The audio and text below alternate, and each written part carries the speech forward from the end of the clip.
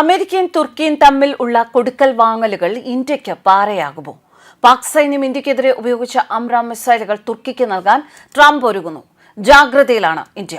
എന്നാൽ ഇതിൽ ഇന്ത്യക്ക് ഭയക്കാനൊന്നുമില്ല എന്നും നാറ്റോ സഖ്യകക്ഷിയായ തുർക്കിയുമായുള്ള സൈനിക വ്യാപാര ബന്ധം മാത്രമെന്നും ട്രംപ് ഭരണകൂടം. ഔദ്യോഗികമായി ഇതുവരെ കേന്ദ്ര സർക്കാർ പ്രതികരിച്ചിട്ടില്ല. തുർക്കിക്ക് $304 മില്യൺ വില വരുന്ന ഹ്രസ്വദൂര മിസൈലുകളാണ് അമേരിക്ക നൽകുന്നത്. ആകാശത്ത് നിന്നും തൊടുക്കാവുന്ന AIM-120C8 advanced medium range air to air മിസൈലുകളാണ് അംറാം. പാക് സൈന്യം ഇന്ത്യക്കെതിരെ ഉപയോഗിച്ച ആയുധങ്ങളിൽ ഒന്നാണിത്.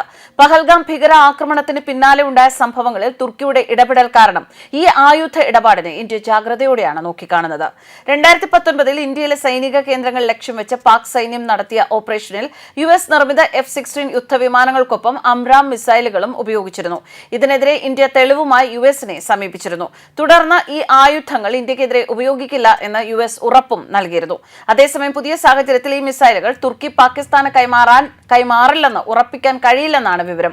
അടുത്തിടെ F-16 വിമാനങ്ങളുടെ അറ്റകുറ്റപ്പണിയുമായി ബന്ധപ്പെട്ട് പാകിസ്ഥാന് തുർക്കിയുടെ സഹായം ലഭിച്ചിരുന്നു.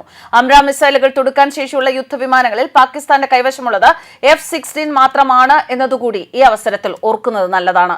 പഹൽഗാം ഭീകര ആക്രമണത്തിന് പിന്നാലെ ഉണ്ടായ ഓപ്പറേഷൻ സിന്ദൂരിൽ പാകിസ്ഥാന് പരസ്യ പിന്തുണ പ്രഖ്യാപിച്ച് രംഗത്തെത്തിയ രാജ്യമാണ് തുർക്കി. പാകിസ്ഥാന് ഡ്രോണുകൾ അടക്കം നിരവധി ആയുധങ്ങൾ എത്തിച്ചു നൽകാനും തുർക്കി മുന്നിലായിരുന്നു. ഇതിന് പിന്നാലെ തുർക്കി ബന്ധമുള്ള ചില കമ്പനികളുടെ ഇന്ത്യയിലെ പ്രവർത്തനം കേന്ദ്ര സർക്കാർ നിയന്ത്രിക്കാൻ തീരുമാനിച്ചിരുന്നു. ഇരു രാജ്യങ്ങളുമായുള്ള വ്യാപാര ബന്ധത്തിലും വിള്ളലുണ്ടായി. ഈ സാഹചര്യത്തിൽ തുർക്കി അത്യാധുനിക ആയുധങ്ങൾ സ്വന്തമാക്കുന്നത് ആശങ്കയുണ്ടാക്കുന്ന കാര്യമാണെന്നാണ് റിപ്പോർട്ടുകൾ. അതേസമയം വിഷയത്തിൽ കേന്ദ്ര സർക്കാർ ഔദ്യോഗികമായി പ്രതികരിച്ചിട്ടില്ല. അമേരിക്കൻ നിർമ്മിത beyond visual range air to air മിസൈലുകളാണിവ. 40 കിലോമീറ്റർ അകലെ നിന്ന് വരെ തൊടുക്കാവുന്ന മിസൈലുകളെയാണ് ബിയോണ്ട് വിഷ്വൽ റേഞ്ച് വിഭാഗത്തിൽ ഉൾപ്പെടുത്തിയിരിക്കുന്നത്. അമേരിക്കൻ സൈന്യം ഉൾപ്പെടെ 40ഓളം രാജ്യങ്ങൾ നിലവിൽ ഈ മിസൈലുകൾ ഉപയോഗിക്കുന്നുണ്ട്. ഇത്തരത്തിലുള്ള 53 മിസൈലുകളാണ് തുർക്കിക്ക് $225 മില്യൺ അമേരിക്ക കൈമാറുന്നത്. ഇതിനു പുറമെ 60 ബ്ലോക്ക് 2 മിസൈലുകളും 79.1 മില്യൺ ലഭിക്കും. മിസൈലുകൾക്കൊപ്പം ഗൈഡൻസ് സംവിധാനം, സ്പെയർ പാർട്സ്, ആക്സസറീസ്, സാങ്കേതിക എഞ്ചിനീയറിംഗ് സഹായം എന്നിവയും US നൽകും. അതേസമയം നാറ്റോ സഖ്യകക്ഷിയായ തുർക്കിയുമായുള്ള സൈനിക വ്യാപാര ബന്ധം ഊട്ടി ഉറപ്പിക്കുന്നതിന്റെ ഭാഗമായാണ് ആയുധ ഇടപാട് എന്നാണ് US വൃത്തങ്ങൾ നൽകുന്ന വിശദീകരണം. അടുത്തിടെ റഷ്യൻ നിർമ്മിത S-400 വ്യോമ പ്രതിരോധ സംവിധാനം തുർക്കി സ്വന്തമാക്കിയിരുന്നു. സിറിയൻ കുർദിഷ് വിമതർക്ക് US പിന്തുണ നൽകുന്നതും അസ്വാരസ്യങ്ങൾക്ക് കാരണമായി. ഇതിനു പിന്നാലെ തുർക്കി US ബന്ധത്തിൽ വിള്ളലും ഉണ്ടായിരുന്നു. US F-35 യുദ്ധവിമാനം പദ്ധതിയിൽ നിന്നും തുർക്കിയെ പുറത്താക്കുകയും ചെയ്തു. എന്നാൽ അടുത്തിടെയായി ഇരു രാജ്യങ്ങളും സൗഹൃദം കൂടുതൽ ദൃഢമാക്കാനുള്ള ഒരുക്കത്തിലാണ്. കഴിഞ്ഞ ദിവസം തുർക്കിയിൽ നടന്ന നാറ്റോ വിദേശകാര്യമന്ത്രിമാരുടെ യോഗത്തിൽ US സ്റ്റേറ്റ് സെക്രട്ടറി മാർക്കോ റൂബിയോയും പങ്കെടുത്തിരുന്നു. ട്രംപിന്റെ നേതൃത്വത്തിൽ റഷ്യ ഉക്രൈൻ സമാധാന ചർച്ചകൾ നടക്കുന്നതും തുർക്കിയിലാണ്.